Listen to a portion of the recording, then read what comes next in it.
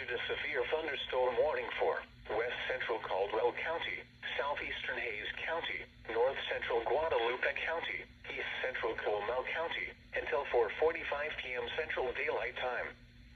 At 4:05 p.m. Central Daylight Time, a severe thunderstorm was located over San Marcos, moving northwest at 15 miles per hour. Hazard, 60 miles per hour wind gusts and nickel-size hail.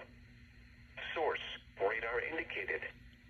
Impact, expects damage to roofs, siding, and trees. Locations impacted include New Braunfels, San Marcos, Kyle, Wimberley, Canyon Lake, Martindale, Ulen, Kingsbury, Niederwald, Staples, Zorn, Mountain City, Hunter, San Marcos Regional Airport, Maxwell, Reedville, Sattler, Redwood, and Hays City. For your protection, move to an interior room on the lowest